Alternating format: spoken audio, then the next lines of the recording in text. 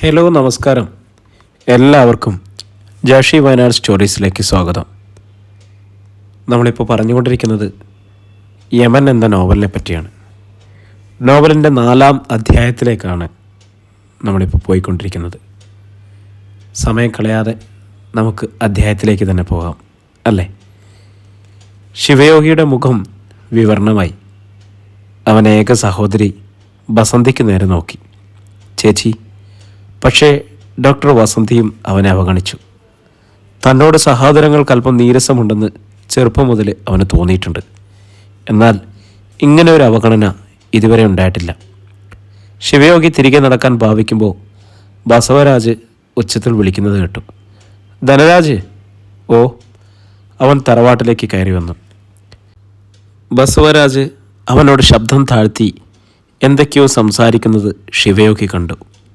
അന്ന് ഉച്ചയ്ക്ക് ശേഷം അപ്പാജി കരിക്കളം സദാശിവയുടെ ശവസംസ്കാരം നടത്തുവാൻ തീരുമാനിച്ചു. മോർച്ചറിയിൽ നിന്നെടുത്ത ഭൗതിക ശരീരം കരിക്കളം തറവാട്ടിൽ കൊണ്ടുവന്നു. വൻ ജനാവലിയായിരുന്നു അവിടെ. തോട്ടത്തിലെ തൊഴിലാളികളും അവരുടെ കുടുംബക്കാരും അടക്കം. മുത്തമ്മയുടെയും മക്കളുടെയും കൂട്ടവിലാപങ്ങൾക്കിടയിലെ അപ്പാജിയുടെ ശരീരം ചിതയിലേക്ക് എടുക്കപ്പെട്ടു. അന്ത്യകർമ്മം ചെയ്യുന്ന ആളിൻ്റെ നിർദ്ദേശാനുസരണം ശിവയോഗി പോയി കുളിച്ച് ഈറനെടുത്തു വന്നു. എന്നാൽ ചിതയ്ക്ക് തീ കൊളുത്താനുള്ള കത്തിച്ച പന്തം കർമ്മി അവനെ ഏൽപ്പിച്ചതും ചുറ്റും നിന്നിരുന്ന ആളുകൾക്കിടയിൽ നിന്നും ഒരു ശബ്ദമായിരുന്നു. നിർത്തടാ. ശിവയോഗി ഞെട്ടിത്തിരിഞ്ഞു. ബസവരാജ്.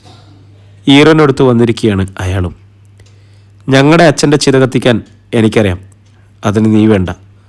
റാഞ്ചും പോലെ ബസവരാജ ആ പന്തം ശിവയോഗിയുടെ കയ്യിൽ നിന്നും പിടിച്ചു വാങ്ങി. സകലരും സ്തംഭരായി.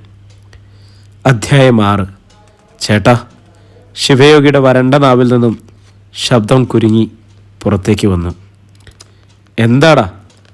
പന്തം ഉയർത്തിക്കൊണ്ട് ശിവരാജ് തിമട്ടി. ചുറ്റും നിന്നവരിൽ മൊട്ടുസൂചി വീണാൽ പോലും കേൾക്കാവുന്ന നിശബ്ദത. ഇമ്പദോസും രാജറുലാനിയും അശോക് ഷെട്ടിയും കാതുകൂർപ്പിച്ചുകൊണ്ട് മുന്നോട്ട് ചുവടുവെച്ചു. അപ്പായുടെ ചിതയ്ക്ക് ഞാൻ തീ കൊളുത്താം ചേട്ടാ, ശിവയോഗി വല്ലവിധേനയും പറഞ്ഞു. അപ്പായോ? ബസവരാജൻ്റെ കണ്ണുകളിൽ അഗ്നിയെരിഞ്ഞു. ഞങ്ങളുടെ അനുജനല്ലാത്തവൻ എങ്ങനെയാടാ അപ്പയുടെ മകനാകുന്നത്? ശിരസിൽ ചുറ്റികയ്ക്ക് ഒരടിയേറ്റതുപോലെ ശിവയോഗി വിറച്ചു. കണ്ണുകളിൽ ഇരുൾ തിങ്ങുകയും കാതുകൾ കൊട്ടിയടയ്ക്കപ്പെടുകയും ചെയ്യുന്നു. അതിനിടെ അശരീരി കണക്കെ കേട്ടു കർമ്മി ബസവരാജനോട് ചോദിക്കുന്നത്. സാർ, കർമ്മങ്ങൾ ചെയ്തത് ശിവയല്ലേ? ആ നിലയ്ക്ക് ശിവ തന്നെ വേണ്ടേ ചിത കൊളുത്തുവാൻ? കർമ്മം. ബസവരാജ് പുച്ഛിച്ചു. അത് ഇത്രയും കാലം അപ്പ ഇവനെ തീറ്റിപ്പൊറ്റിയതിൻ്റെ പരിഹാരമായി കണ്ടാൽ മതി. പറയുന്നതിനിടയിൽ ബസവരാജ് പന്തം ചിതയിലേക്ക് നീട്ടിക്കഴിഞ്ഞു. എണ്ണയിലും ചന്ദനത്തിലും കർപ്പൂരത്തിലും കുന്തിരികത്തിലും ചിത ആളിയിട്ടും ശിവയോഗി പ്രതിമയായി അവിടെ തന്നെ നിന്നു. ചിതയുടെ ചൂടറിഞ്ഞില്ല അവൻ. അവൻ്റെ ശരീരത്തിലെ നനവ് പറ്റി കുടുകുടെ വീർപ്പൊഴുകി. ആരോ തോളിൽ കൈവച്ചു. ഞെട്ടിത്തരിച്ചത് കണക്കെ ശിവയോഗി തിരിഞ്ഞു. ഇമ്പദോസ്. വാ. ഫലമായി അവൻ ശിവയോഗിയെ അവിടെ നിന്നും കൊണ്ടുപോയി. ധനരാജ് തന്നെ നോക്കി പരിഹസിച്ച് ചിരിക്കുന്നത് അവൻ കണ്ടു. ആളുകളൊക്കെ അവനെ തുറച്ചു നോക്കുകയും അടക്കം പറയുകയും ചെയ്യുന്നുണ്ട്. രാജറുലാനിയും അശോക് ഷെട്ടിയും കൂടി അവൻ്റെ ഒപ്പം ചേർന്നു. മുറ്റത്തിൻ്റെ വടക്കുകിഴക്കേ മൂലയിലുണ്ടായിരുന്ന കിണറ്റിൽ നിന്നും വെള്ളം കോരി ഇമ്പദോസ് ശിവയോഗിയുടെ ശിരസിലേക്ക് ഒഴിച്ചു. ഇപ്പോൾ നീ ആരോടും നിന്നും സംസാരിക്കണ്ട, പോയി വേഷം മാറി വാ, അശോക് ഷെട്ടി പറഞ്ഞു. യാന്ത്രികമായി ശിവയോഗി തറവാട്ടിലേക്ക് നടന്നു. തൻ്റെ മുറിയിൽ കയറി വേഷം മാറിയതും വാതിക്കല്ലൊരു ചലനം. അവൻ തിരിഞ്ഞു നോക്കി. തൻ്റെ ചേട്ടന്മാരും ചേട്ടച്ചിയും, അവർക്ക് പിന്നിൽ ധനരാജും. നോക്ക്, കണ്ണാഭിരാമൻ സംസാരിച്ചു. അപ്പ ജീവിച്ചിരിക്കുന്ന കാലം അത്രയും നീ ഇവിടെ തന്നെ കഴിഞ്ഞോട്ടെ എന്ന് തീരുമാനിച്ചിരുന്നു ഞങ്ങൾ മൂവരും. അപ്പ പോയി. അല്ല, നീ കാരണം മരണപ്പെട്ടു. അതോടെ കരിക്കളം തറവാടുമായുള്ള നിന്റെ ബന്ധം അവസാനിച്ചു. ശിവയോഗിയുടെ ഉള്ളിലെ മരവിപ്പ് മാറി തുടങ്ങിയും അവിടെ കനൽ തിളങ്ങാൻ ആരംഭിക്കുകയും ചെയ്തു. അവൻ്റെ ചുണ്ടനക്കുവാൻ ഭാവിച്ചു. അപ്പോൾ കണ്ണാഭിരാമൻ പറഞ്ഞതിൻ്റെ ബാക്കിയെ ബസവരാജ് തുറന്നു. പക്ഷേ അപ്പയുടെ ശവദാഹം നടന്ന ഇന്ന് തന്നെ നീ പടിയിറങ്ങണം എന്ന് ഞങ്ങൾ പറയില്ല. പകരം ഈ രാത്രി കൂടി നിനക്ക് അനുവദിച്ചു തന്നിരിക്കുന്നു. നാളെ രാവിലെ ഞങ്ങൾ ഉണർന്നെഴുന്നേറ്റ് വരുമ്പോൾ ഈ തറവാടിൻ്റെ ഒരു ഭാഗത്തും നീ ഉണ്ടാവാൻ പാടില്ല. മനസ്സിലായോടാ? പോകാൻ എനിക്ക് മനസ്സില്ല. നിങ്ങൾ എന്തു ചെയ്യും? ശിവയോഗി പൊട്ടിത്തെറിച്ചു. സഹോദരങ്ങൾ പരസ്പരം നോക്കി. പിന്നെ ആ നോട്ടം ധനരാജൻ്റെ മുഖത്ത് ചെന്ന് മുട്ടി. ബാക്കി പറഞ്ഞത് അവനാണ്. പോയില്ലെങ്കിൽ നിന്നെ ഞാൻ കൊല്ലും. കാരണം അപ്പാജി സാറ് മരിച്ചതോടെ എൻ്റെ യജമാനന്മാർ ഇവർ മൂവരുമാണ്. ഇവർ എന്നോട് കൽപ്പിച്ച പിന്നെ നീയില്ല ശിവ. കൊത്തിയെറിയണമെങ്കിൽ അങ്ങനെ, പച്ചയ്ക്ക് കത്തിക്കണമെങ്കിൽ അങ്ങനെ, അതല്ല ജീവനോടെ കുഴിച്ചു മൂടാൻ പറഞ്ഞാൽ അതും ചെയ്തിരിക്കും ഞാൻ. ധനരാജൻ്റെ ശബ്ദത്തിന് വല്ലാത്ത മുറുക്കം. എങ്കിൽ നീ എന്നൊന്ന് കൊന്നേടാ. ഗർജിച്ചുകൊണ്ട് ശിവയോഗി അവൻ്റെ നേർക്ക് കുതിച്ചു. അടുത്ത നിമിഷം ബസവരാജ് അവനെ തടഞ്ഞു. ധനരാജനെ തൊടണമെങ്കിൽ നീ ആദ്യം എന്നെ തല്ലടാ. ശിവയോഗി നിന്നു. പെട്ടെന്ന് തൊട്ടപ്പുറത്തു നിന്നും ഒരു ശബ്ദം വന്നു. ശിവ! അമ്മ! അവൻ അവിടേക്ക് നോക്കി. ഇവർ പറയുന്നത് കേട്ടില്ലേ? കേട്ടു. നിർവികാരമായിരുന്നു മുത്തമ്മയുടെ മുഖത്ത്. ഇതൊരു മരണ വീടാണ്, അത് മറക്കണ്ട. പിന്നെ ഒന്നുകൂടി അറിഞ്ഞോ, ഞാൻ നിൻ്റെ അമ്മയല്ല. കൂടുതലൊന്നും പറയുവാൻ കഴിയാതെ മുത്തമ്മ ഉൾവലിഞ്ഞു. ശിവയോഗി കാറ്റുപിടിച്ച മരം കണക്കെ ഉലഞ്ഞു. താഴെ വീഴാതിരിക്കുവാൻ അവൻ കട്ടിളപ്പടിയിൽ അള്ളിപ്പിടിച്ചു. കണ്ണുകൾ അറിയാതെ നിറഞ്ഞു തൂവി. ശിവയോഗി കരിക്കളം അപ്പാജി, രണ്ട് വിശേഷങ്ങളും തന്നിൽ നിന്ന് മാറ്റപ്പെട്ടിരിക്കുന്നു. ഇനി താൻ ശിവയോഗി മാത്രം. അപ്പനും അമ്മയും സഹോദരങ്ങളും രക്തബന്ധത്തിൽപ്പെട്ടവരല്ല. ആരും തന്നെ ഇല്ലാത്ത വട്ടപൂജ്യം. ഇടറുന്ന കാലുകളോടെ അവൻ പുറത്തേക്ക് നടന്നു. രാത്രി. അശോക് ഷെട്ടിയുടെ വീട്. അവൻ്റെ അച്ഛനമ്മമാർ ബാംഗ്ലൂരിലാണ്. 3 കൽക്കരി ഖനികളുടെ ഉടമയാണ് അശോക് ഷെട്ടിയുടെ പിതാവ്. വല്ലപ്പോഴും ഇവിടേക്ക് വന്നെങ്കിലായി. അശോക് ഷെട്ടിയും ഒരു പരിചാരകനും മാത്രമാണ് അവിടെയുള്ളത്. അതിനാൽ തന്നെ അവർ സുഹൃത്തുക്കൾ പലപ്പോഴും അവിടെ ഒത്തുകൂടാറുണ്ട്. ഇന്നും അവർ അവിടെ തന്നെയാണ് കൂടിയത്. മദ്യം എത്ര കഴിച്ചിട്ടും ശിവയോഗിക്ക് തലയ്ക്ക് പിടിക്കുന്നില്ല. അവൻ വീണ്ടും വീണ്ടും ഗ്ലാസ് നിറച്ചപ്പോൾ രാജറുല്ലാനി വിലക്കി. ഇതെന്തൊരു കുടിയാടോ, ഇങ്ങനെ കുടിച്ചാൽ നീ ചത്തുപോകും. സ്വയം പരിഹസിച്ചുകൊണ്ട് ശിവയോഗി മുഖമുയർത്തു. ഇനി ഞാൻ ചത്താലെന്താടാ, ജീവിച്ചാലെന്താ? ആർക്കും വേണ്ടാത്തവൻ, ആരും ഇല്ലാത്തവൻ, അതല്ലടോ ഞാനിന്ന്. ആരും ഇല്ലാന്ന് നിൽക്കുന്ന ആര് പറഞ്ഞു? അശോക് ഷെട്ടിക്ക് ദേഷ്യം വന്നു. ഞങ്ങളൊക്കെ പിന്നെ ആരാടാ? അത് മാത്രമല്ല, നീ അപ്പാജിയുടെ മകനെങ്കിലില്ലെങ്കിൽ പിന്നെ ആരുടെ രക്തമാണെന്ന് പറഞ്ഞു തരാനുള്ള ബാധ്യതയുണ്ട് നിന്നെ തള്ളിപ്പറഞ്ഞവർക്ക്. കഴിഞ്ഞ 27 വർഷം ഒന്നും മിണ്ടാതിരുന്നവർ അത് പറഞ്ഞല്ലേ പറ്റൂ. ശിവയോഗിയുടെ കണ്ണുകളിൽ വല്ലാത്തൊരു തിളക്കം വന്നു. ശരിയാണ്, മുത്തമ്മ തൻ്റെ അമ്മയല്ലെങ്കിൽ, അപ്പാജി തൻ്റെ അച്ഛനല്ലെങ്കിൽ, തൻ്റെ മാതാപിതാക്കൾ ആരെന്നറിയണം. അത് കരിക്കളം തറവാട്ടിലുള്ളവർ പറഞ്ഞു തന്നേ പറ്റൂ. അവൻ പെട്ടെന്ന് എഴുന്നേറ്റു. ഞാൻ പോകുവാടാ. എവിടേക്ക്? മൂവരും അമ്പരന്നു. തറവാട്ടിലേക്ക്. ഇന്നൊരു രാത്രി കൂടിയല്ലേ അവർ എനിക്ക് അനുവദിച്ചു തന്നിരിക്കുന്ന സമയം. നാളെ പുലരുമ്പോൾ ഞാൻ ആരെന്ന് സ്വയം തിരിച്ചറിയണ്ടേ. കൂട്ടുകാർ എന്തെങ്കിലും പറയും മുൻപ് ശിവയോഗി കൊടുങ്കാറ്റു കണക്കെ പുറത്തേക്ക് പാഞ്ഞു. അവർ പുറകെ എത്തുമ്പോഴേക്കും പിക്കപ്പ് വാൻ മുറ്റത്ത് വട്ടം തിരിഞ്ഞിരുന്നു. ശിവ! അശോക് ഷെട്ടിയുടെ ശബ്ദം വാനിൻ്റെ ഒച്ചയിൽ അലിഞ്ഞു ചേർന്നു. വാൻ ഗേറ്റ് കടന്നു. അടുത്ത നിമിഷം അശോക് ഷെട്ടിയുടെ ഫോൺ ശബ്ദിച്ചു. അവൻ എടുത്തു നോക്കി. DYSP കലിംഗറാവു. എന്താ സാറേ ഈ നേരത്ത്? അവൻ അറ്റൻഡ് ചെയ്തു. ശിവ ഉണ്ടോ അവിടെ? മുഖഹൂര കൂടാതെയുള്ള ചോദ്യം. അശോക് ഷെട്ടിക്ക് സന്ദേഹം മണത്തു. അവനുണ്ടായിരുന്നു സാർ. പോയി. എപ്പോ? ദാ ഇപ്പോൾ. എന്തെങ്കിലും വിഷയമുണ്ടോ സാർ? അശോക് ഷെട്ടിക്ക് തിരക്കമായി. രാജറുലാനിയും ഇമ്പദോസും അവനെ തുറച്ചു നോക്കി. എങ്കിൽ നീ ഉടനെ അവൻ്റെ പിന്നാലെ പോകണം. ഞാനും വരുന്നുണ്ട്. അവൻ അപകടം ഉണ്ടായേക്കാം. കലിംഗറാവു കോൾ മുറിച്ചു. പെട്ടെന്ന് വാടാ. സുഹൃത്തുക്കളോട് പറഞ്ഞിട്ട് അശോക് ഷെട്ടി കാറിൻ്റെ കീ എടുത്തുകൊണ്ട് പുറത്തേക്ക് പാഞ്ഞു. എന്താടാ? ഇമ്പദോസും രാജറുലാനിയും ഒപ്പം ചേർന്നു. പറയാം. അശോക് ഷെട്ടി കാറിൻ്റെ ഡ്രൈവർ സീറ്റിലേക്ക് കയറി കഴിഞ്ഞിരുന്നു. മറ്റുള്ളവരും ചാടിക്കയറി. ഡോറുകൾ തിടുക്കത്തിലടഞ്ഞു. പിക്കപ്പ് വാനിൻ്റെ ആക്സിലേറ്ററിൽ കാൽ ആഞ്ഞമർത്തുമ്പോൾ ഒരേ ഒരു മുഖം മാത്രമായിരുന്നു ശിവയോഗിയുടെ മനസ്സിൽ. മുത്തമ്മ. തന്നോടമ്മ അങ്ങനെ പെരുമാറിയതും മറ്റുള്ളവരെ കാണിക്കാനാവും എന്ന് അവനിപ്പോഴും വിശ്വസിച്ചു. അപ്പം തന്നെ എന്തൊക്കെ പറഞ്ഞാലും അമ്മ ഒപ്പം നിന്നിട്ടേ ഉള്ളൂ. ആ അമ്മ തീർച്ചയായും തൻ്റെ ജന്മരഹസ്യം പറഞ്ഞു തരുമെന്ന് ശിവയോഗി ഉറച്ചു വിശ്വസിച്ചു. പരമാവധി സ്പീഡിലെത്തിയിട്ടും വാനിന് വേഗം പോരെന്ന് തോന്നി ശിവയോഗിക്ക്. ക്യാബിനിലേക്ക് തണുത്ത കാറ്റടിച്ചുകൊണ്ടിരുന്നു. മുന്നിൽ ഒരു മുക്കവല. വലത്തേക്കാണ് ശിവയോഗിക്ക് തിരിയേണ്ടത്. അടുത്ത നിമിഷം എതിരെ വന്ന ഡിം ചെയ്യാത്ത 2 ലൈറ്റുകൾ അവൻ്റെ കണ്ണിൽ പുളഞ്ഞിറങ്ങി. ആ വാഹനം അടുത്തെത്തും മുൻപേ വലത്തേക്ക് വെട്ടിത്തിരിയാം എന്നുള്ള ശിവയോഗിയുടെ കണക്കുകൂട്ടൽ പാളി. എതിരെ വന്ന ടോറസ് ലോറി തൊട്ടു മുന്നിൽ. ശിവയോഗി ബ്രേക്ക് പെഡൽ അമർത്തിക്കൊണ്ട് ഇടത്തേക്ക് വെട്ടിച്ചു. പക്ഷേ പിക്കപ്പ് വാൻ മുന്നിലെ ട്രാഫിക് പോസ്റ്റിൽ ചെന്നിടിച്ച് റോഡിൽ വട്ടം തിരിഞ്ഞു. അതിൻ്റെ പിന്നിൽ ടോറസ് വന്ന് മുട്ടി. വാനിൻ്റെ ഡ്രൈവർ സീറ്റിൻ്റെ ഭാഗം ട്രാഫിക് പോസ്റ്റിലേക്ക് അമർന്നു. ഫ്രണ്ട് ഗ്ലാസ് മുത്തുമണികൾ കണക്കെ ചിതറി അവൻ്റെ മടിയിലേക്കും സീറ്റിലേക്കും വീണു. താൻ ഇരിക്കുന്ന ഭാഗത്തെ ഡോർ തുറക്കുവാൻ കഴിയില്ലെന്ന് ഉറപ്പായപ്പോൾ ശിവയോഗി കോ ഡ്രൈവർ സീറ്റിലേക്ക് സ്റ്റിയറിംഗ് വീലിന് ഇടയിലൂടെ ഞെരിഞ്ഞു മാറി. ശരീരത്ത് എവിടേക്കോ വേദന. വല്ല വിധേനയും അവൻ ആ ഭാഗത്തെ ഡോർ തുറന്നു. പുറത്തേക്കിറങ്ങിയതും വീണുപോയി. റോഡിൽ കൈകുത്തി ശിവയോഗി എഴുന്നേൽക്കാൻ ഭാവിച്ചു. ഒരു നിമിഷം മുന്നിൽ ചിലർ പ്രത്യക്ഷപ്പെട്ടു. ഒന്ന് പിടിക്കി. അവൻ കൈനീട്ടി. കൊല്ലാൻ വന്നവർ നിന്നെ പിടിച്ചു പൊക്കാനോ? ഒരട്ടഹാസം. ഒപ്പം ചീറി വന്ന ഒരു ഇരുമ്പ് തണ്ട് അവൻ്റെ ശിരസിൽ ആഞ്ഞു പതിച്ചു.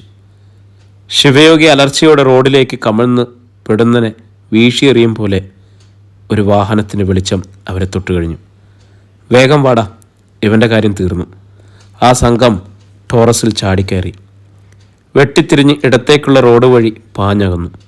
ശിവയോഗിയുടെ അതേ മാർഗത്തിലൂടെ വന്ന കാറ് അവിടെ ബ്രേക്ക് ഇട്ടു. അശോക് ഷെട്ടിയും സുഹൃത്തുക്കളും ചാടിയിറങ്ങി. സ്ട്രീറ്റ് ലൈറ്റിൻ്റെയും തങ്ങളുടെ വാഹനത്തിൻ്റെയും വെളിച്ചത്തിൽ അവർ കണ്ടു റോഡിൽ കമന്നു കിടക്കുന്ന ശിവയോഗി. ശിരസിൽ നിന്നും തറയിലേക്ക് ഒഴുകിപ്പടർന്ന ചോര. ശിവ! ആർത്തനാദമായി സുഹൃത്തുക്കളുടെ ശബ്ദമായിരുന്നു. അടുത്ത നിമിഷം പോലീസിൻ്റെ ഒരു ബലോറയും ചീറി വന്ന് അവിടെ നിന്നു. ഡിവൈഎസ്പി കലിംഗറാവുവും പോലീസുകാരും മുന്നിലെ കാഴ്ച കണ്ടു. കലിംഗറാവു ശിരസിൽ നിന്നും തൊപ്പിയെടുത്തു. തനിക്ക് കിട്ടിയ രഹസ്യവിവരം അതേപോലെ സംഭവിച്ചിരിക്കുന്നു. കരിക്കളത്തറവാട്. ആരും ഉറങ്ങിയിരുന്നില്ല. മുൻഭാഗത്തെ ഹാളിൽ ബാസവരാജും കണ്ണാഭിരാമനും ധനരാജനുമുണ്ട്. ബസന്തി അമ്മയുടെ മുറിയിലാണ്. ബന്ധുക്കളിൽ ചില സ്ത്രീകളും പുറപ്പണിക്കാരായ ചിലരും ഉറങ്ങാതെ മുറിക്ക് പുറത്തിരിക്കുകയാണ്. കാര്യം നടന്നു കാണുമോ ധനരാജെ? കണ്ണാഭിരാമൻ സ്വരം താഴ്ത്തി അവനോട് ചോദിച്ചു. നടക്കാതിരിക്കാൻ വഴിയില്ല. നല്ല ഫോമിലാണ് അവൻ ഷെട്ടിയുടെ വീട്ടിൽ നിന്നും പോന്നിരിക്കുന്നത്. ധനരാജ് ചിരിച്ചു. അവൻ്റെ ശല്യം ഇന്നത്തോടെ തീർന്നാൽ മതിയായിരുന്നു. അതല്ലെങ്കിൽ അത്ര വേഗത്തിലൊന്നും അവനെ ഇവിടെ നിന്ന് ഇറക്കിവിടാൻ കഴിയില്ല. കാരണം അവൻ്റെ സർട്ടിഫിക്കറ്റുകളിൽ തങ്ങളുടെ അച്ഛൻ്റെയും അമ്മയുടെയും പേര് തന്നെയാണ് വെച്ചിരിക്കുന്നത്. ശിവ കേസുമായി കോടതിയിൽ പോയാൽ അവിടെ നമ്മൾ എന്ത് ചെയ്യും? ബാസവരാജ് പിറുവിറുപ്പ് തുടർന്നു. ഞങ്ങൾ മൂവരും ധർമ്മസ്ഥലയിൽ ഹോസ്റ്റലിൽ താമസിച്ചാണ് പഠിച്ചത്. ഒരു സമ്മർ വെക്കേഷൻ ഇവിടെ വരുമ്പോൾ അവനിവിടെയുണ്ട്. ശിവ ഞങ്ങളുടെ അനുജനാണെന്ന് അച്ഛനും അമ്മയും പറഞ്ഞു. അവൻ 6 മാസത്തിൽ കുറയാത്ത പ്രായമുണ്ട്. ക്രിസ്മസ് വെക്കേഷന് ഞങ്ങളിവിടെ നിന്നും മടങ്ങുമ്പോൾ അമ്മ പ്രഗ്നൻ്റ് ആയിരുന്നില്ല.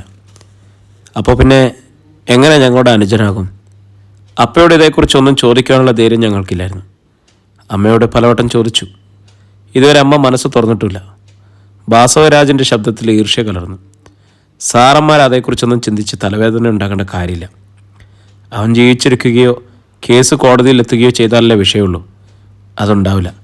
ഇനി അങ്ങനെ സംഭവിച്ചാൽ തന്നെ DNA ടെസ്റ്റ് നടത്തിയാൽ പോലെ. ധനരാജ് നിസാരവൽക്കരിച്ചു.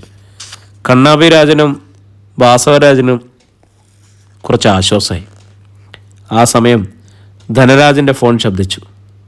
എടുത്തു നോക്കിയിട്ട് സന്തോഷത്തോടെ അവൻ കാതിൽ ചേർത്തു. പറഞ്ഞു. 1/2 മിനിറ്റ് സമയത്തെ സംസാരം. തെളിഞ്ഞ മുഖത്തോടെ അവൻ കോൾ കട്ട് ചെയ്തു. എന്തായി? ബാസവരാജും കണ്ണാഭിരാജനും ഒരുപോലെ തിരക്കി.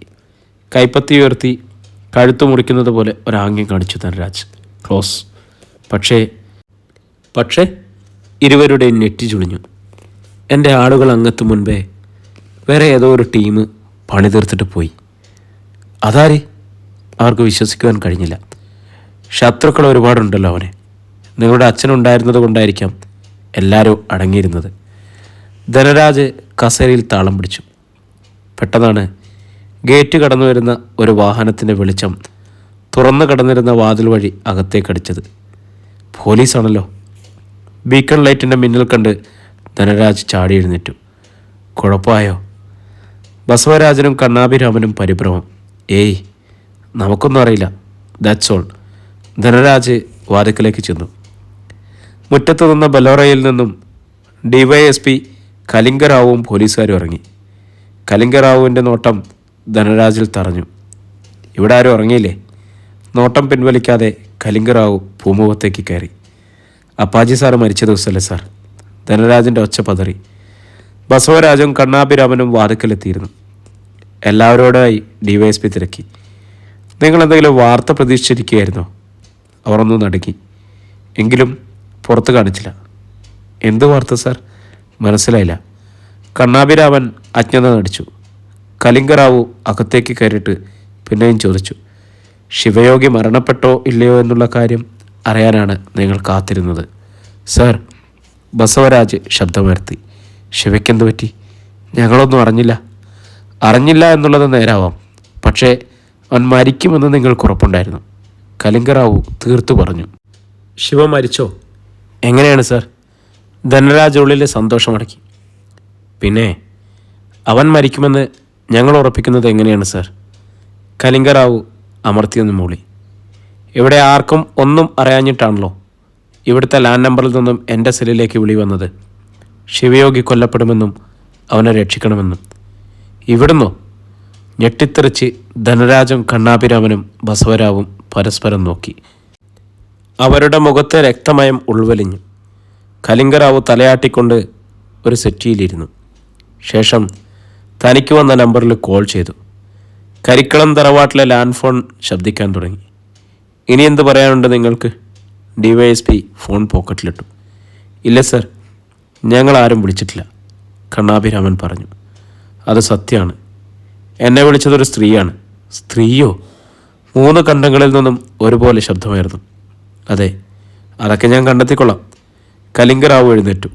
ഞാനിപ്പോൾ വന്നത് മറ്റൊരു കാര്യം പറയാനാ. നിങ്ങൾ വിദേശത്തല്ലേ? ഈ കേസ് തീരുന്നതുവരെ നിങ്ങൾ മടങ്ങാൻ പാടില്ല. സിരസിൽ പ്രഹരം നേറ്റതുപോലെയായി ബസവരാജനും കണ്ണാഭിരാമനും. സർ, ഞങ്ങളുടെ ഫാമിലി. ബസവരാജ് പൂർത്തിയാക്കുവാൻ സമ്മതിച്ചില്ല കലിംഗറാവു. അയാൾ ഇടങ്കൈ ഉയർത്തി. ഈ നാട്ടിലേക്കാൾ സുരക്ഷിതരായിരിക്കും അവർ അവിടെ. കൂടുതലൊന്നും പറയാതെ അയാൾ ഇറങ്ങിപ്പോയി. പിറകെ പൂമുഖത്ത് നിന്ന പോലീസുകാരും. തങ്ങൾ കുരുങ്ങിക്കഴിഞ്ഞിരിക്കുന്നുവെന്ന് 3 പേർക്കും തോന്നി. ആരാണ് പോലീസിന് ഫോൺ ചെയ്തത്? തങ്ങൾ ആലോചിക്കുന്നത് ആരോ ഒളിഞ്ഞു നിന്ന് കേട്ടു എന്നുറപ്പ്. ഇനി അമ്മയെങ്ങാനും? കണ്ണാഭിരാമന് സംശയമായി. അമ്മയുടെ അടുത്ത് വസന്തി ഉണ്ടായിരുന്നല്ലോ. ബസവരാജ് നെറ്റിയിൽ വിരലുകൾ അമർത്തി. പിന്നെ ആരെ? അത് മൂവരിലും ഒരു വലിയ ചോദ്യചിഹ്നമായി. നേരം പുലർന്നു. ബസവരാജ് പൂമുഖത്തിരുന്ന് പത്രം വായിക്കുകയായിരുന്നു. പല്ല് ബ്രഷ് ചെയ്തുകൊണ്ട് ധനരാജ് മുറ്റത്തു കൂടി നടന്നു വന്നു. സർ, ചുറ്റും നോക്കിക്കൊണ്ട് ധനരാജ് വിളിച്ചു.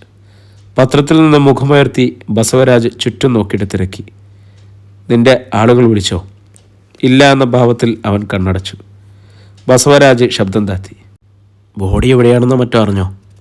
ഇല്ല സർ, ഞാൻ എസ് ഐ ലങ്കേഷിനെ വിളിച്ചു. അയാൾ ഇക്കാര്യം അറിഞ്ഞിട്ടേ ഇല്ല. കലിംഗറാവു അയാളോടൊന്നും പറഞ്ഞിട്ടില്ല. എന്നാൽ ഏത് സമയത്തും അലർട്ടായിരിക്കണമെന്നും മാത്രം ഇന്നലെ രാത്രിയിൽ വിളിച്ചു പറഞ്ഞു പോലും. തങ്ങളെ കൊടുക്കാൻ വേണ്ടിയാണ് കലിംഗറാവു കാര്യം രഹസ്യമാക്കി വെച്ചിരിക്കുന്നതെന്ന് ബസവരാജന് തോന്നി. കലിംഗറാവുവിനെ അങ്ങോട്ട് വിളിച്ച് വിവരം അന്വേഷിക്കാനുള്ള ധൈര്യവും അയാൾക്കില്ലായിരുന്നു. വസന്തി ബസവരാജനുള്ള ചായയുമായി വന്നപ്പോൾ ധനരാജ് അവിടെ നിന്നും നടന്നുപോയി. ശിവയെ കണ്ടില്ലല്ലോ ചേട്ടാ. ഇന്നലെ രാത്രി തന്നെ അവൻ പോയോ? സഹോദരന് ചായ നീട്ടുന്നതിനിടയിൽ അവൾ തിരക്കി. ആർക്കറിയാം, നമ്മളെന്തിനാ അവൻ്റെ കാര്യം ചിന്തിക്കുന്നത്? ഒഴുക്കം മട്ടിൽ അയാൾ പറഞ്ഞു. അവൾ തിരിഞ്ഞു നടക്കാൻ ഭാവിച്ചതും ഒരു ആംബുലൻസിൻ്റെ സൈറൻ കേട്ടു. ബസന്തയും ബസവരാജും മുറ്റത്തിൻ്റെ കോണിൽ നിന്നിരുന്ന ധനരാജും പെട്ടെന്ന് തിരിഞ്ഞു നോക്കി. ഗേറ്റ് കടന്നു വന്ന ആംബുലൻസ് പൂമുഖത്തിന് മുന്നിൽ നിന്നു. അധ്യായം 7. ബസവരാജൻ്റെ കയ്യിലിരുന്ന ചായക്കപ്പൊന്ന് തുളുമ്പി. അയാളത് ടീപ്പോയിൽ വെച്ചിട്ട് പെട്ടെന്ന് എഴുന്നേറ്റു. ചേട്ടാ, ബസന്തി എന്തോ പറയുവാൻ ഭാവിച്ചു. അപ്പോഴേക്കും ആംബുലൻസിൽ നിന്നും ഒരു അറ്റൻഡർ ഇറങ്ങി. ധനരാജും ഓടിയെത്തി. ശിവയോഗിയുടെ ഡെഡ് ബോഡിയുമായി വന്ന ആംബുലൻസ് ആണെന്നാണ് ബസവരാജനും ധനരാജനും തോന്നി. ചായ മൊത്തിക്കുടിച്ചുകൊണ്ട് പൂമുഖത്തേക്ക് വരികയായിരുന്ന കണ്ണാഭിരാമൻ അറ്റൻഡർ എല്ലാവരെയും നോക്കി. പിന്നെ തിരക്കി. ബസവരാജ് സാർ. ഞാനാണ്. ബസവരാജ് ചുണ്ടനക്കി. ഉടൻ തന്നെ അറ്റൻഡൻറ്റ് ആർക്കോ തൻ്റെ സെൽഫോണിൽ ഒരു കോൾ അയച്ചു. സാർ, ഞങ്ങളെത്തി, കൊടുക്കാം. അത്രയും പറഞ്ഞിട്ട് ഫോണ് ബസവരാജന് നീട്ടി. ആരാ? അയാളുടെ ചോദ്യത്തിന് അറ്റൻഡർ മറുപടി നൽകിയില്ല. ബസവരാജ് ഫോൺ കാതിൽ ചേർത്തു. ഹലോ, ഞാൻ കലിംഗറാവു, DYSP. നിങ്ങളുടെ അനുജനും പിന്നെ ആ ധനരാജും ആംബുലൻസിൽ തന്നെ വരണം, ഷിവയുടെ ഡെഡ് ബോഡി കളക്ട് ചെയ്യാൻ. കലിംഗറാവുവിൻ്റെ കനത്ത ശബ്ദം. സർ. ബസവരാജ് ഞെട്ടൽ ഭാവിച്ചു. വേഷം കെട്ട് വേണ്ട, ഒബൈ മൈ ഓർഡർ. അപ്പുറത്ത് കോൾ മുറിഞ്ഞു. ബസവരാജ് ഒരു മാത്ര അങ്ങനെ നിന്നു. പിന്നെ കണ്ണാഭിരാമനെയും ധനരാജിനെയും മാറി മാറി നോക്കി. ചേട്ടാ, കാര്യം എന്താ? വസന്തി അക്ഷമയായി. നീ അകത്തു പോ, പിന്നെ പറയാം. സഹോദരനെ ഒന്ന് രൂക്ഷമായി നോക്കിയിട്ട് ഡോക്ടർ ബസന്തി അകത്ത് മറഞ്ഞു. ബസവരാജ് അറ്റൻഡർക്ക് നേരെ തിരിഞ്ഞു. കണ്ണാഭിരാമനോടും ധനരാജനോടും പറഞ്ഞിട്ട് തിടുക്കത്തിൽ ബസവരാജൻ തന്നെ മുറിയിലേക്ക് പോയി. 5 മിനിറ്റ്. മൂവരും ഒരുങ്ങി വന്നു. അറ്റൻഡർ ആംബുലൻസിൻ്റെ കോ ഡ്രൈവർ സീറ്റിൽ കയറി ഇരിക്കുകയാണ്. അവരെ കണ്ട് അയാൾ തല പുറത്തേക്ക് നീട്ടി. പുറകിൽ കയറിക്കോ. മൂവർക്കും അത് ഇഷ്ടമില്ല. ശവം കൊണ്ടുപോകുന്ന വണ്ടി, അങ്ങനെ മാത്രമേ അവർ ആംബുലൻസിനെ കണ്ടുള്ളൂ. പക്ഷെ ഇവിടെ അനുസരിക്കുകയല്ലാതെ വേറെ നിവൃത്തിയില്ലായിരുന്നു. മൂവരും പിന്നിൽ കയറി ഡോറടച്ചു. ആംബുലൻസ് പിന്നോട്ടെടുത്ത് തിരിച്ച് ഗേറ്റ് കടന്നു. പിന്നിലിരുന്നാൽ ഡ്രൈവറെയും അറ്റൻഡറെയും കാണുവാൻ കഴിയുമായിരുന്നില്ല. ആംബുലൻസിനുള്ളിൽ ഒരു സ്ട്രെച്ചർ ഇരിപ്പുണ്ട്. സ്പിരിറ്റിൻ്റെയോ ശവത്തിൻ്റെയോ ഒന്ന് തിരിച്ചറിയാൻ കഴിയാത്ത വിധത്തിലുള്ള ഒരു ഗന്ധം. ഛേ! കണ്ണാഭിരാമൻ കർച്ചീഫ് എടുത്ത് മുഖമമർത്തി. യാത്രക്കിടയിൽ ബസവരാജ് തങ്ങളുടെ യാത്രോദ്ദേശം ഇരുവരോടും ചുരുക്കി പറഞ്ഞു. ആ DYSP നമുക്കിട്ട് പണി തരുമോന്നാ എൻ്റെ പേടി. ബസവരാജ് പിറുവിർത്തു. അതിനവനെ കൊല്ലിച്ചത് നമ്മളല്ലല്ലോ. ഇനി കൊലയാളികളെ ആ പോലീസുകാരൻ കണ്ടെത്തിയാലും അവർക്ക് നമ്മുടെ പേര് പോലും പറയാനറിയില്ല. ഒന്ന് നിർത്തിയിട്ട് കണ്ണാഭിരാമൻ തുറന്നു. നമ്മൾ പറഞ്ഞു വിട്ടവർക്ക് അവനെ കിട്ടും മുമ്പ് മറ്റാരും പണി തീർത്തില്ലേ, അല്ലേ ധനരാജ്? ആ, അവൻ തലകുലുക്കി. പക്ഷേ ഈ കൊട്ടേഷൻ ഗ്രൂപ്പ് ഉണ്ടല്ലോ, അവർക്ക് പരസ്പരം അറിയാം. ഓരോരുത്തരുടെയും വർക്കുകൾ വിഭിന്നമായിരിക്കും. ആരാണ് ചെയ്തതെന്ന് അവർക്ക് മനസ്സിലാക്കാനും കഴിയും. ഇവരെയൊക്കെക്കുറിച്ച് പോലീസിനും ധാരണയുണ്ടാവും. എതിർ ഗ്രൂപ്പിൽപ്പെട്ടവരെ പിടികൂട്ടിയിട്ട് പോലും ഈ കലിംഗറാവു കേസ് തെളിയിച്ചിട്ടുണ്ട്. അത് കേട്ടപ്പോൾ കണ്ണാഭിരാമനും ബസവരാജനും അല്പം ഭയം തോന്നി. തങ്ങൾ വിട്ട ഗ്രൂപ്പിൽപ്പെട്ട ആരെങ്കിലും അയാൾ പിടിച്ചാൽ തങ്ങളും കൊട്ടേഷൻ നൽകിയിരുന്നു എന്ന് മനസ്സിലാക്കിയാൽ. ഞാൻ ഏതായാലും SP ഒന്ന് സംസാരിക്കട്ടെ, നമ്മുടെ ആളാ പറഞ്ഞുകൊണ്ട് ധനരാജ് ഫോണെടുത്തു. വേണ്ട, ആരെയും വിളിക്കരുത്. നമ്മുടെ കോളുകൾ പോലീസ് ടാപ്പ് ചെയ്തേക്കും. അത് കൂടുതൽ അപകടമാണ്, കണ്ണാഭിരാമൻ പറഞ്ഞു. എന്നാൽ ആ സെക്കൻഡ് ധനരാജിൻ്റെ ഫോണിൽ ഇങ്ങോട്ടൊരു കോൾ വന്നു. അവൻ ധർമ്മസങ്കടത്തിലായി. വിളിക്കുന്നത് തങ്ങൾ കൊട്ടേഷൻ നൽകിയ ഗ്രൂപ്പിൻ്റെ മീഡിയേറ്ററാണ്. പ്രധാനപ്പെട്ട വിവരമാകും തരാനുള്ളത്. ധനരാജ് കണ്ണാഭിരാമനോട് കാര്യം പറഞ്ഞു. ശരി, അറ്റൻഡ് ചെയ്യ്, ഒന്നും വിട്ടുപറയരുത്. അയാൾ സമ്മതിച്ചു. ധനരാജ് കോളെടുത്ത് സ്പീക്കർ മോഡിലിട്ടു. സാറേ, കുഴപ്പമായെന്നാണ് തോന്നുന്നത്. പോലീസ് എല്ലായിടത്തും തിരയുക. ഞങ്ങളുടെ ഒരാൾ മിസ്സിങ്ങുമാണ്. ധനരാജ് നടുങ്ങി. നമുക്ക് നേരിക്കാണാം. ബാക്കിയുള്ളവരുടെ പിടികൊടുക്കരുതെന്ന് പറ. ഇനി ഫോണിൽ എന്നെ വിളിക്കരുത്. മറുപടിക്ക് കാക്കാതെ ധനരാജ് കോള് മുറിച്ചു. എല്ലാം കേട്ടിരുന്ന കണ്ണാഭിരാമനും ബസവരാജും വിളറി. മിസ്സിങ്ങായ ആൾ പോലീസ് കസ്റ്റഡിയിലാണെങ്കിൽ നമ്മളെക്കുറിച്ച് സൂചന കൊടുത്ത കണ്ണാഭിരാമൻ പകുതിക്ക് നിർത്തി. ആർക്കും അതിന് ഉത്തരവില്ലായിരുന്നു. ആംബുലൻസ് നിന്നു. കട്ടം മാറ്റി മൂവരും പുറത്തേക്ക് നോക്കി. ഇത് ഹോസ്പിറ്റലല്ലല്ലോ. ബസവരാജൻ്റെ നെറ്റി ചുളിഞ്ഞു. DYSPയുടെ ഓഫീസാണ്. ധനരാജന് സംശയമായി. ഡ്രൈവറും അറ്റൻഡറും പുറത്തിറങ്ങി. ഡോറുകൾ അടയ്ക്കുന്ന ശബ്ദം കേട്ടു. വാ. ധനരാജ് പെട്ടെന്ന് പിന്നിലെ ഡോർ തുറന്നു. പുറത്തിറങ്ങിയ മൂവരെ നോക്കി അറ്റൻഡർ നിൽപ്പുണ്ടായിരുന്നു. ഇതെന്താ ഇവിടെ? ധനരാജ് അയാളെ ദേഷ്യത്തോടെ ശ്രദ്ധിച്ചു. ഇവിടെ കൊണ്ടുവരാനാണ് സാറ് പറഞ്ഞത്. അറ്റൻഡർ മറുപടി നൽകിയപ്പോഴേക്കും ഒരു SI അവർക്കടുത്തെത്തി. വരിൻ, സാറ് കാത്തിരിക്കുക. ഒന്നും മിണ്ടാതെ അവർക്ക് പിന്നാലെ അവർ നടന്നു. 2ാം നിലയിലായിരുന്നു DYSPയുടെ ഓഫീസ്. പടികൾ കയറി അവർ ഓഫീസ് റൂമിന് മുന്നിലെത്തി. SI കൈവിരൽ മടക്കി ഹാഫ് ഡോറിൽ മൃദുവായി മുട്ടി. Yes, come in. കലിംഗറാവുവിൻ്റെ ശബ്ദം കേട്ടു. വരൂ, അവരോട് പറഞ്ഞിട്ട് SI ആദ്യം അകത്തേക്ക് കയറി. അവർ അകത്തേക്ക് കടന്നപ്പോൾ SI പുറത്തേക്ക് മടങ്ങുകയും ചെയ്തു. Good morning. മൂവരെയും നോക്കാതെ സെൽഫോണിൽ എന്തോ ശ്രദ്ധിച്ചുകൊണ്ടാണ് കലിംഗറാവു പറഞ്ഞത്. Take your seat. അവർ ഇരുന്നു. കലിംഗറാവു ഫോൺ ഒരു ഫയലിനു മീതെ കമത്തി വെച്ചുകൊണ്ട് മുഖമുയർത്തി മൂവരെ നോക്കിയൊന്ന് ചിരിച്ചു. ഇന്നലെ ഒട്ടും ഉറങ്ങിയില്ലെന്ന് തോന്നല്ലോ. മൂവരും മിണ്ടിയില്ല. നിങ്ങൾക്ക് ശിവയുടെ ബോഡി കൊണ്ടുപോണ്ടേ? അയാൾ ബസവരാജൻ്റെ മുഖത്തേക്ക് നോട്ടമുറപ്പിച്ചു. സർ, വേണം. പക്ഷെ അവൻ്റെ മരണത്തെക്കുറിച്ച് സാർ ഇന്നലെ ഒന്നും വ്യക്തമായി പറഞ്ഞില്ല. ബസവരാജൻ്റെ ശബ്ദം പതിഞ്ഞു. കലിംഗറാവു തലയാട്ടി. അറിയണമായിരുന്നുവെങ്കിൽ നിങ്ങളെന്നോട് ചോദിച്ചേനെ. അതുണ്ടായില്ല. അതിനർത്ഥം എന്താ? എനിക്ക് മുമ്പേ നിങ്ങളെല്ലാം അറിഞ്ഞിരുന്നുവെന്നല്ലേ? ഇനി അങ്ങനെയല്ലെന്ന് നിങ്ങൾക്ക് വാദിക്കാം. പക്ഷെ സ്വന്തം അനുജൻ്റെ മരണവിവരം ഞാൻ നേരിട്ട് പറഞ്ഞിട്ടും നിങ്ങളെന്താ അതേക്കുറിച്ച് ലോക്കൽ പോലീസ് സ്റ്റേഷനിലോ ഹോസ്പിറ്റലിലോ ഒന്നും തിരക്കാതിരുന്നത്? ആ ചോദ്യങ്ങൾക്ക് മുന്നിൽ ബസവരാജന് ഉത്തരം മുട്ടി. പ്രഭാതമായിരുന്നെങ്കിലും അയാൾ കുടുകുടെ വിയർത്തു. ഒരു ടിഷ്യൂ പേപ്പർ വലിച്ചെടുത്ത് കലിംഗറാവു അയാൾക്ക് നീട്ടി. മുഖം തുറച്ചോ? വിറപൂണ്ട വിരലുകളാൽ ബസവരാജ് അത് വാങ്ങി. സാർ, ഞങ്ങൾ പോലീസ് സ്റ്റേഷനിൽ അന്വേഷിച്ചില്ല എന്നേ ഉള്ളൂ. ഹോസ്പിറ്റലുകളിൽ ധനരാജ് അത്രമേ പറഞ്ഞുള്ളൂ. Shut up rascal! ഗർജിച്ചുകൊണ്ട് കസാര പിന്നോട്ട് തള്ളി ചാടി എഴുന്നേറ്റ് കലിംഗറാവു മേശപ്പുറത്തൊന്നടിച്ചു. പിന്നെ ധനരാജന് നേർക്ക് കൈ ചൂണ്ടി. ഇതൊക്കെ പറയാൻ നീ ആരടാ? ഡ്രൈവർ ആസ്ഥാനം പാലിച്ചാൽ മതി. ആ അടി തൻ്റെ കവിളിലേറ്റതുപോലെ ധനരാജ് നടുങ്ങി, വിളറി. അസ്വസ്ഥനായി കലിംഗറാവു മുറിയിൽ 2 ചാല് നടന്നു. ശേഷം മേശയ്ക്ക് പിന്നിൽ വന്നു നിന്നിട്ട് കൈകൾ ഊന്നി മുന്നോട്ടാഞ്ഞു. ധനരാജ്, നീയാണ് ഈ ആക്സിഡൻറ്റിൻ്റെ പിന്നിലെന്ന് സംശയിക്കുന്നതായി ശിവയോഗി മൊഴി തന്നിട്ടുണ്ട്. ധനരാജിൻ്റെ നെഞ്ച് കുടുങ്ങി. മരണമൊഴി? അപ്പോൾ സംഭവ സ്ഥലത്ത് വെച്ച് ശിവ മരിച്ചില്ലേ?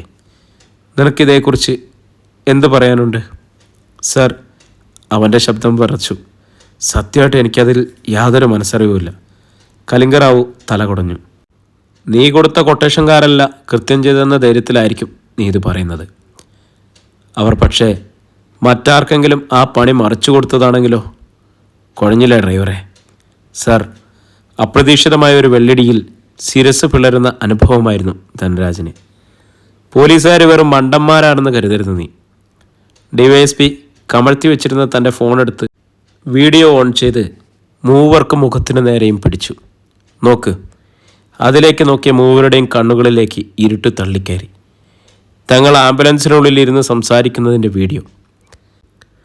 മരവിച്ച് പോയ അവരെ കലിംഗറാവുവിൻ്റെ സ്വരമുണർത്തി. കേസ് തെളിയിക്കുവാൻ എനിക്ക് എൻ്റേതായ മാർഗങ്ങളുണ്ട്. അതിനുവേണ്ടിയും കൂടിയാണ് ഞാൻ ആ ആംബുലൻസ് സർവീസ് നടത്തുന്നത്. അത് സ്ഥാപിച്ചിട്ടുള്ള സ്പൈ ക്യാമറ വൈഫൈ ഉപയോഗിച്ച് എൻ്റെ ഫോണുമായി കണക്ട് ചെയ്തിരിക്കുകയാണ്. റെക്കോർഡാവുന്ന ആവശ്യമെങ്കിൽ മാത്രം ഞാൻ ഡൗൺലോഡ് ചെയ്തെടുക്കും. ഇനി എന്ത് പറയാനുണ്ട് നിങ്ങൾക്ക്? ആർക്കും ആവാനങ്ങിയില്ല. നേരെ സെല്ലിലേക്ക് പോകുന്നോ തറവാട്ടിലേക്ക് പോകുന്നോ? തറവാട്ടിലേക്ക്, കണ്ണാഭിരാമൻ പെട്ടെന്ന് പറഞ്ഞു. എങ്കിൽ കലിംഗറാവുവിൻ്റെ ശബ്ദം ഒന്നുകൂടി ഉറച്ചു. എനിക്കെല്ലാം അറിയണം. നിങ്ങൾ ആർക്കാണ് കൊട്ടേഷൻ കൊടുത്തതെന്നും അതിൽ വ്യക്തമായ കാരണവും പിന്നെ അതുകൊണ്ട് നിങ്ങൾക്കുള്ള പ്രയോജനവും. കലിംഗറാവു വീണ്ടും ചെയറിൽ അമർന്നു. 110 കിലോ തൂക്കം വരുന്ന ആ ശരീരം താങ്ങാനാവാത്തതുപോലെ കസേര ഒന്ന് ഞരങ്ങി. അയാളുടെ തടിച്ച കൈവിരലുകളിലേക്ക് ഭയത്തോടെ നോക്കിക്കൊണ്ട് ബസവരാജ് മന്ത്രിച്ചു. പറയാം സാർ. എല്ലാം കേട്ടുകഴിഞ്ഞ DYSP കലിംഗറാവു കൈകൾ കൂട്ടിത്തിരുമ്മിക്കൊണ്ട് തൻ്റെ ക്യാബിനിലൂടെ അല്പസമയം നടന്നു. ബസവരാജനും കണ്ണാഭിരാമനും ധനരാജനും ഭീതി വിട്ടൊഴിഞ്ഞില്ല. കലിംഗറാവുവിൻ്റെ കൈത്തലം തങ്ങളുടെ ശരീരത്തിൽ പതിഞ്ഞാൽ അത് താങ്ങാനാവില്ലെന്ന് അവർക്കറിയാം. പെട്ടെന്ന് കലിംഗറാവു നടത്തം നിർത്തി. പിന്നെ തിരക്കി. ശിവയോഗി നിങ്ങളുടെ അച്ഛനമ്മമാരുടെ മകനല്ലെങ്കിൽ പിന്നെ ആര്? അത് ഞങ്ങൾക്കും അറിയില്ല സാർ. ബസവരാജ് ചുണ്ടനക്കി. കലിംഗറാവു അമർത്തി മൂളി. അത് കേസിനെ ബാധിക്കുന്ന കാര്യമല്ല. ഞാൻ ചോദിച്ചെന്നേ ഉള്ളൂ. അയാൾ തൊപ്പിയെടുത്ത് തലയിൽ വെച്ചു. കം വിത്ത് മീ പറഞ്ഞിട്ട് പുറത്തേക്ക് നടന്നു. മൂവരും പരസ്പരം നോക്കി. ശേഷം അർദ്ധശങ്കയോടെ കലിംഗറാവുവിനെ അനുധാവനം ചെയ്തു. പുറത്ത് ബൊലീറയിൽ പോലീസ് ഡ്രൈവർ കാത്തിരിക്കുകയായിരുന്നു. കയറി. പിൻസീറ്റിലേക്ക് കൈ ചൂണ്ടിയിട്ട് കലിംഗറാവു മുന്നിൽ കയറി. ബൊലോറോ പുറത്തേക്ക് പാഞ്ഞു. 1 മണിക്കൂർ സമയത്തെ യാത്ര. തങ്ങളെ എവിടേക്കാണ് DYSP കൊണ്ടുപോകുന്നതെന്ന് അറിയാതെ മൂവരും പരിഭ്രമിച്ചു. ബൺവാൾ പട്ടണത്തിലെത്തും മുൻപ് ബൊലീറോ വിശാലമായ ഒരു മതിൽക്കെട്ടിനുള്ളിലേക്ക് തിരിഞ്ഞു. അവിടെ പഞ്ചനക്ഷത്ര ഹോട്ടൽ പോലെ തോന്നിക്കുന്ന ബഹുനില കെട്ടിടം അവർ കണ്ടു. ഷെട്ടി ഹോസ്പിറ്റൽ. കണ്ണാഭിരാമൻ പിറുവിറുത്തു. നൂറുകണക്കിന് വാഹനങ്ങൾ പാർക്ക് ചെയ്യാവുന്ന ഗ്രൗണ്ടുകളുടെ ഒരു ഉദ്യാനം പോലെ തോന്നിക്കുന്ന പരിസരവും. ഡ്രൈവ് വേയിലൂടെ പ്രധാന ബിൽഡിങ്ങിൻ്റെ മുന്നിൽ ചെന്ന് നിന്നു ബലേറോ. ഇറങ്ങി വാ, കലിംഗറാവു പറഞ്ഞു. സർ, ഇവിടെ. ബസവരാജ് ഞെട്ടിച്ചുളിച്ചു. രൂക്ഷമായ ഒരു നോട്ടമായിരുന്നു കലിംഗറാവുവിൻ്റെ മറുപടി. 2 പടിക്കെട്ടുകൾ കയറി അവർ ചെന്നപ്പോൾ മുന്നിലെ ഗ്ലാസ് ഡോർ ഇരുവശത്തേക്കും തെന്നിമാറി. അവർ അകത്തെത്തി. ഒരു വലിയ ഹാളും മാർബിൾ പതിച്ച ഭീമൻ തൂണുകളും. നേരെ കാണുന്ന ഭാഗത്ത് റിസപ്ഷൻ. അതിന് പിന്നിൽ ഒരു ചെറിയ മൈതാന വലുപ്പത്തിൽ വൃത്താകൃതിയിൽ തീർത്ത ഭാഗം. അതിന് നടുയിൽ 50 അടി ഉയരം വരുന്ന ഒരു കൂറ്റൻ ശിവലിംഗം. മുകൾ ഭാഗം 8 നിലകളുടെ ഉയരത്തിൽ ശൂന്യമാണ്. ടോപ്പിൽ പല വർണ്ണത്തിലുള്ള ഗ്ലാസുകൾ വിരിച്ചിരിക്കുന്നു. അതിനാൽ തന്നെ തറയിൽ പതിക്കുന്ന വെളിച്ചം മഴവില്ല് പോലെ തോന്നിച്ചു. ഒരു സെക്യൂരിറ്റി ജീവനക്കാരൻ കലിംഗറാവുവിൻ്റെ അരികിൽ ഓടിയെത്തി. സർ, വരണം. അയാൾ അവരെ ലിഫ്റ്റിലേക്ക് ആനയിച്ചു. ലിഫ്റ്റിൻ്റെ 7-ാം നിലയിലേക്ക്. അവിടെ നിന്ന് ഇറങ്ങി. നിശബ്ദവും വൃത്തിയുള്ളതുമായ നീളൻ കോറിഡോറുകൾ. അവർ നേരെ നടന്നു. സെക്യൂരിറ്റി ജീവനക്കാരൻ അടഞ്ഞ ഒരു മുറിക്ക് മുന്നിൽ നിന്നു. തുറന്ന് വാതിലിൻ്റെ വലതുഭാഗത്തുള്ള സ്വിച്ച് അമർത്തി. ലിഫ്റ്റിൻ്റെ ഡോർ തണക്കെ വാതിൽ തുറക്കപ്പെട്ടു. ഇനി ഞാൻ പോട്ടെ സർ. സെക്യൂരിറ്റിക്കാരൻ കലിംഗറാവുവിനോട് അനുവാദം തേടി. കലിംഗറാവു തലയാട്ടി. അയാളെ പിൻവാങ്ങി. അവർ അകത്ത് കടന്നു. ഉടൻ പിന്നിൽ നിന്നിരുന്ന വാതിലടഞ്ഞു. ധനരാജ് ഒന്ന് തിരിഞ്ഞു നോക്കി. തങ്ങളൊരു കുരുക്കിലകപ്പെട്ടതുപോലെ. മുന്നിൽ 4 വലിയ സെറ്റുകളും 2 ഗ്ലാസ് ടീപ്പോയുമുള്ള റൂമായിരുന്നു. അതിനപ്പുറത്തെ അടഞ്ഞ വാതിൽ കലിംഗറാവു തുറന്നു. പിന്നിൽ അകത്തേക്ക് ചൂടുവെച്ചു. ബസവരാജും കണ്ണാഭിരാമനും ധനരാജും ശങ്കിച്ചു നിന്നു. കയറി വരാൻ നിന്നോടൊക്കെ പ്രത്യേകം പറയണോ? കലിംഗറാവു തിമട്ടി. ഓടിക്കയറും പോലെ മൂവരും അകത്തെത്തി. അവിടെ പ്രിയമുള്ളവരെ, ഈ മുറിയിൽ എന്തായിരിക്കും ഉണ്ടാവുക അല്ലേ? നമ്മുടെ നോവൽ ഇവിടെ തുടരുകയാണ് കേട്ടോ. നാളെ ഇതിൻ്റെ ബാക്കി ഭാഗമായിട്ട് നമ്മൾ വരുന്നതായിരിക്കും. ശിവയോഗിയുടെ നിഗൂഢമായ ജീവിതത്തിലൂടെയാണ് നമ്മളിപ്പോൾ കടന്നുപോയിക്കൊണ്ടിരിക്കുന്നത്. ശിവയോഗി ആ അച്ഛൻ്റെയും അമ്മയുടെയും മകൻ അല്ലെങ്കിൽ പിന്നെ ആരാണ്? അവനെങ്ങനെ ആ തറവാട്ടിൽ വന്നു? ഇവരൊക്കെ ആരാണ് അവനെ കൊല്ലാൻ നോക്കിയത്? ഇങ്ങനെയുള്ള ഒരുപാട് ചോദ്യങ്ങളാണ് നമ്മുടെ മുന്നിൽ ഇങ്ങനെ നിൽക്കുന്നത്. അതിനിടയിൽ മറഞ്ഞു നിൽക്കുന്ന ഭുവനേശ്വരി എന്ന് പറയുന്ന ഒരു കഥാപാത്രം കൂടിയുണ്ട്. അത്യന്തം ആകാംക്ഷ നിറഞ്ഞ ഭാഗങ്ങളിലൂടെയാണ് നമ്മൾ കടന്നു പോകുന്നത്. കഴിഞ്ഞ നോവലിലുണ്ടായിരുന്നത് പോലെ അത്രയധികം ആളുകൾ ഈ നോവൽ കേൾക്കാൻ ഉണ്ടാവുന്നില്ല. ആളുകൾ വരുമായിരിക്കുമെന്ന് തന്നെയാണ് നമ്മൾ പ്രതീക്ഷിക്കുന്നത്. എന്തായാലും ഇതിൻ്റെ അടുത്ത ഭാഗമായിട്ട് നാളെ നമ്മളെത്തും. നിങ്ങൾ കേൾക്കുന്നവരെല്ലാം നിങ്ങളുടെ അഭിപ്രായങ്ങൾ എന്തായാലും കമൻ്റായിട്ട് രേഖപ്പെടുത്തണം. പിന്നെ ഈ പറഞ്ഞതുപോലെ രചയിതാവിൻ്റെ പേര് നമ്മൾ ആദ്യത്തെ ഏത് നോവലിൻ്റെയും തുടക്കം വരുന്ന ആദ്യത്തെ എപ്പിസോഡിൽ തന്നെ ആരാണ് രചയിതാവ് എന്നുള്ളത് പരാമർശിക്കുന്നുണ്ട്. അതുകൊണ്ട് എല്ലാ എപ്പിസോഡിലും അങ്ങനെ കൊടുക്കുന്നില്ല. പിന്നെ ഇത് പ്ലേലിസ്റ്റിലിട്ടിട്ട് ആണ് പിന്നെ നമ്മൾ വർക്ക് ചെയ്യിക്കുന്നത് മുഴുവൻ. ആദ്യത്തെ ഒരു ദിവസം മാത്രമേ പ്ലേലിസ്റ്റിലില്ലാതെ പോകുന്നുള്ളൂ. പ്ലേലിസ്റ്റിലേക്ക് വരുന്നുണ്ട്. അപ്പം ഇനിയും കേൾക്കുന്നവർക്കൊക്കെ ആരാണ് എഴുത്തുകാരൻ എന്നുള്ളത് വീണ്ടും ബാനർ പോലെ കൊടുക്കണമെങ്കിൽ അങ്ങനെ നമുക്ക് ചെയ്തിട്ട് വെക്കാവുന്നതാണ്. എന്തായാലും നിങ്ങളുടെയൊക്കെ അഭിപ്രായങ്ങൾ സ്വീകരിക്കുന്നതാണ്. എല്ലാവരുടെയും സന്തോഷമാണ് നമ്മുടെ സന്തോഷം അല്ലേ? എല്ലാവരും സുഖമായിരിക്കട്ടെ. ജലദോഷവും കഫമൊക്കെ കുറച്ച് സൗണ്ടിനെയൊക്കെ ബാധിച്ച് തുടങ്ങിയിട്ടുണ്ട്. എനിവേ, എങ്ങനെ വന്നാലും നിങ്ങളുടെയൊക്കെ പ്രാർത്ഥനയിൽ എന്നെയും കൂടി ഉൾപ്പെടുത്തുക. എല്ലാവർക്കും ശുഭദിനം.